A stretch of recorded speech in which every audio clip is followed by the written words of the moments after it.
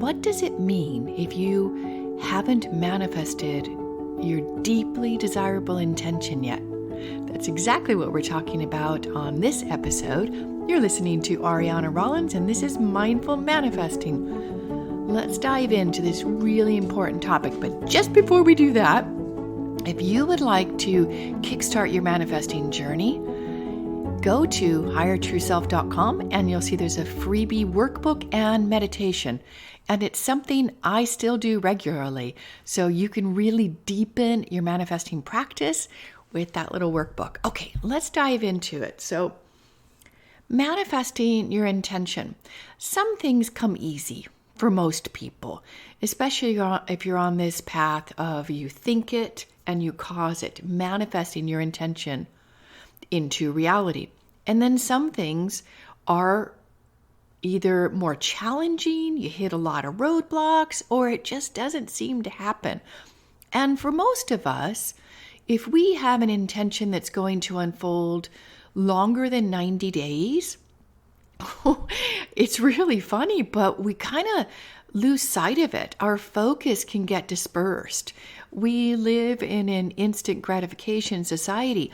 So we need to start to see some signs that we're on the right path, that it is unfolding. Otherwise, we don't put the energy into it. Let's see if I can give an example here.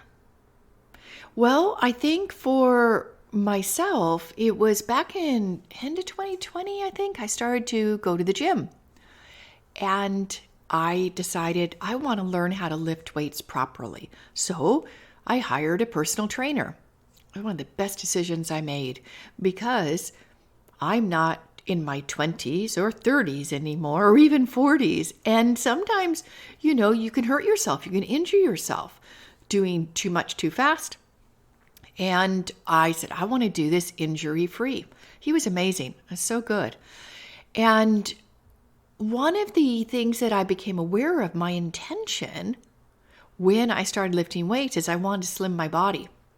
I had put on weight and I was at a peak weight for myself. And I hadn't been at that weight for, quite a few years. And I was really disappointed in myself, really disappointed. So I said, okay, I'm going to lift weights. Well, I had the intention to get down to my really ideal weight, which is like about 121 pounds. And I actually wanted to lose some body fat as well. And so he would measure me and we would do our workouts. I was feeling stronger and I was feeling more comfortable in my body, but my weight wasn't shifting. I was still in my terms, like I felt chubby wubby. I felt puffy. And I remember thinking to myself, this isn't working. And I actually did cancel the private training. I said to myself I wanted to save money, but looking back, I think it was that I wasn't getting the feedback. I wasn't slimming down. I was consistently going to the gym twice a week at that time. Now I go 3 times a week. And I noticed that my belief that it was possible started to waver. And nothing that he could do or say is going to change that in me. He was providing a fantastic service, but my body wasn't ready to shed the weight. So what do we do when we get stuck in that it's not happening and we start to doubt our path? Well, one of the things that I highly recommend is reconnect with your why. There's a lot of talk around it. Simon Sinek did a fantastic TED Talk on your why and the power of it. And I'm going to add to that because it's not just in your head, this is what I want, like for me, a slimmer body and feel stronger. What I want to really encourage you to do is to connect to the emotions. What will be possible when I have that slimmer body? What will change in my life as a result of having that slimmer body? It takes it from just having it in your head and bringing it into your body, and activating your emotional body And that becomes a magnetic attractor when you do that. It's so important. So I'm going to guide you through a little exercise, and I do suggest writing it down. So if you're not in a position to write it down, think it, of course, as I guide you through it. But then I invite you to write it down when you have an opportunity. By hand is best. Yes, you can read it into your phone, audio memo. You can convert it from speech to text into your phone. We've got some amazing tools, but there's something about writing it down. And I think it's because we're activating the kinesthetic. We're actually writing, our hand is moving. And that is something that's from our childhood. So we tap into a different energy in ourselves. It could be that hopeful, positive, anything's possible childhood belief and imagination. And so writing it down activates the kinesthetic, and also you're reading it.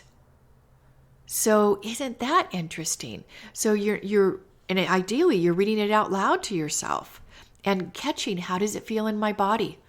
Is my heart connected? Can I see it happening?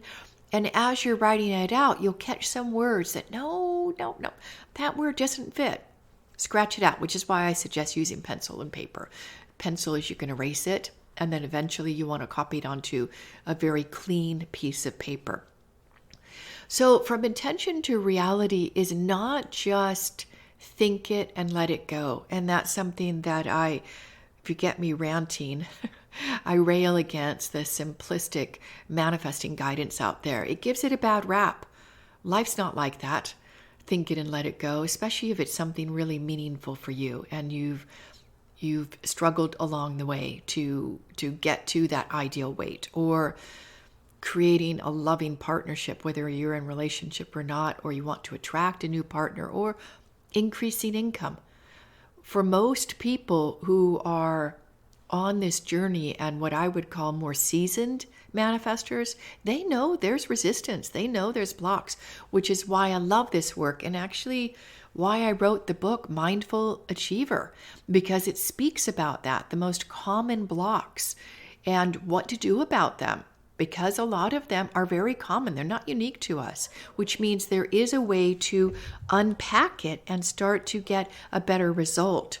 You can find Mindful Achiever on Amazon, and I would love, if you do go for it, I would love to hear what your best parts were, what you got the most out of it. And if you would like to share a review, here is a fantastic little review hack. If you're doing it on podcasts, is put your Instagram page in there. Your profile, not the whole page, because it won't accept a URL. Amazon won't do that, but just at whatever it is, your profile. And then you get some traction, whatever it is that, on your Instagram page. You can also, if you're a podcaster, put your podcasting name in there, podcasting episode, show name in there, and you'll get more eyeballs on it. So that's just a little hack, someone shared that with me on Amazon. Okay. So you have written it down. So I was talking about that one of the reasons why manifesting something into reality, your intention into reality, can be taking longer. But there are a couple other things I want to talk about that's really important. So if we talk about, there's really 3 or 4 things that could help you understand why something is going slower than you want. First, it's not right for you. Now, that's a tough pill to swallow. It's not right for you. How would you know? Your desire's there, but maybe there's something more meaningful right now that needs to come first, or it absolutely is not right for you. In the book, I talk about some examples of when we have a wish or intention or a desire that's coming from outside of us. And if we have picked up this idea that it would be important for us to do X, Y, Z, and say you're in relationship, and that idea came from your partner, or maybe it came from a really good friend, what can happen is that what you think it's your desire to make that change or accomplish that thing, is not coming from within you. It's not sourced from your desire, from your creative urge. It's from outside. Well, I'm going to ask you, how effective do you think that will be? Well, for most of us, we'll have high muster for a short time, and then we'll realize, hey, I'm not really into this. I don't want to do it. And then we'll let it go. So number one's not right for you. Well, actually, let's say number two. Number one is that there is your passion, your desire is waning, and you've got a lot of doubt. And that would be blocks, resistance. Okay, so number two is not right for you. Number three, timing isn't right. Let's talk about that. So if you've ever planted a garden, you know that you prepare the soil and you plant the seeds in springtime when there's obviously not a risk of frost. Otherwise, your crop could die. Your seeds aren't going to sprout. So timing isn't right. We all have cycles. And I'm not talking about, the cycles that females have or moon cycles. I'm talking about you have a unique cycle, and it covers 9 years. So the first year and second year and the half of the third year is a perfect time for making big changes and seeding something new. Now, I'm not telling you that you can't manifest in the other years, but what I'm saying is if it's a big one, say for example, you're in a corporate job, you don't like it, you've always wanted to be a therapist, and you're researching, I want to go back to school, and look, there's funds, there's grants, I can do it. And I've got enough saved, I can get through my master's and I can start doing therapy work, be a therapist, and really contribute to the world. Well, if you were to initiate that at a time where your energy is more in a self-reflective time and planning, that's not going to be as effective or as easy for you. For example, when you're completing your 9 cycle, and yes, we go through 9 days, we go through 9 months, and we go through 9 years. Then if you're trying to do that, you could find yourself it not working out as well as you'd hoped. You don't have the energy for it, but it's not that it's not right for you, which is number 2, it's the timing isn't right. That's so important. So preparing the soil, planting the seeds when there's not a chance of frost, really allowing your idea, your creative urge to germinate and really check, this is right. This is a big, when we're talking about these big changes, quitting your job and going back to school or getting married or moving cities or countries, it's ideal. Now, some people can do instant changes like that, but most of us, I would say 50% of the population, are emotionally defined according to human design terms. And then it takes you a while, a few cycles of your emotions to get to that calm. Yeah, this is right. Because we'll be up and down, up and down. So that's number 3. Timing isn't right. Number 4, there's something more aligned for you. Now that's interesting, right? Let's go back to an example. Say someone wants to start dating, so they create a profile on whatever dating app that suits them, and they spend time in getting the right pictures, the right words, and they really feel it's great, and this is what I want. And they start dating. And the first few dates, they like the person, maybe you're female, and they like the guy, and they start going on more dates with the person. And there may be 2 people that they're really enjoying spending time with. It hasn't gone into like deep bonded intimate relationship yet. They're still spending time and exploring things.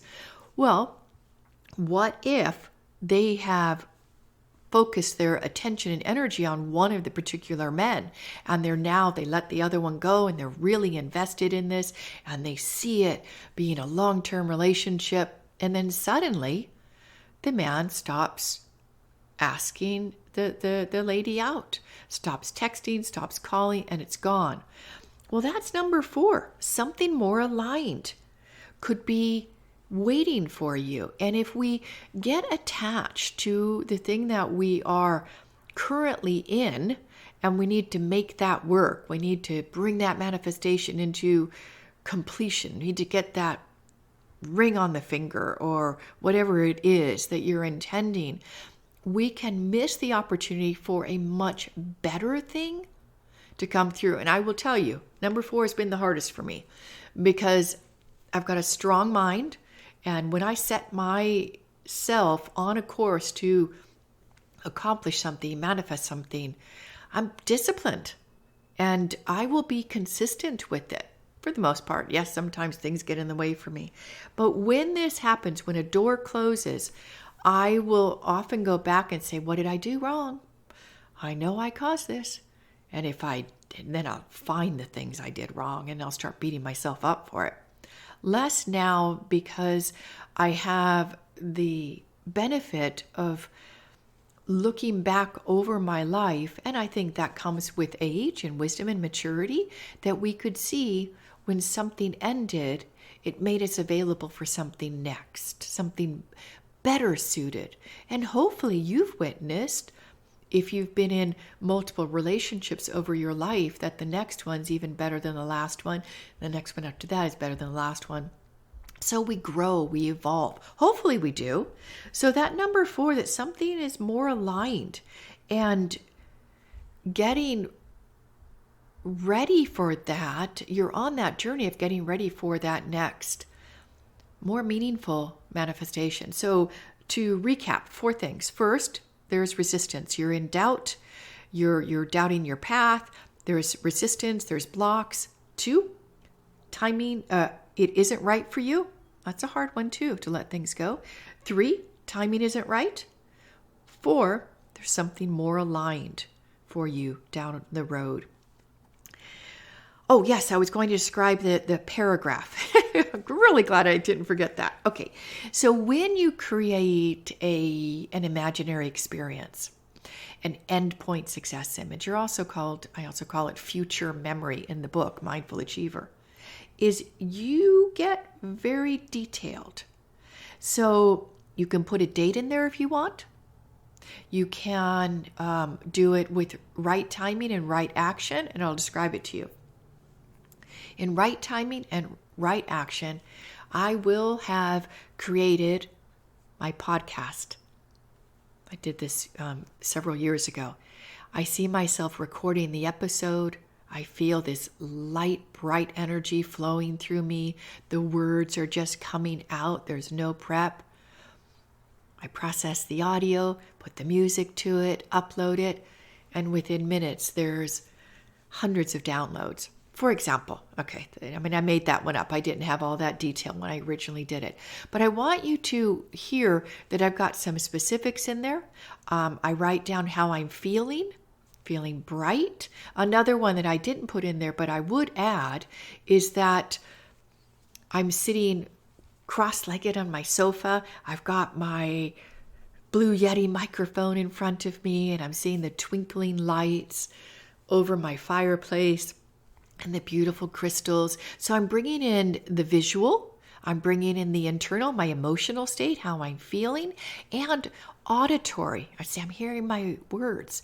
I'm closing my eyes and I'm hearing the words come out of my mouth, and I'm seeing the impact that this is going to have on listeners. It's going to move them forward in their manifesting journey, and that feels good. Okay, so that was detailed, but that's the idea. And then the insurance statement, we want to make sure that we add the insurance statement. Please make this happen in ways that are for the highest good of me and of all involved. And you let it go. You let it go, but not in the way we talked about earlier, but rather that you've done the work. You've made sure that you don't have blocks around it. You made sure that it's right for you. You've made sure the timing is right. You've made sure that this is where you want to pour your energy, focus, intention to manifest into reality. All right. I enjoyed this episode. I hope you did too. And if you would be so kind to pause for a moment and give a review, and remember that podcast review hack. put in, if you have a podcast, put that in the review or put in your Instagram page so I can start to follow you. I'd love to support you in whatever your endeavors are. Thank you so much for listening. This was awesome. At least I think so. I enjoyed it. And remember, when you confirm yourself, you chart your own path to success. Self-confirmation. So much love. Bye for now.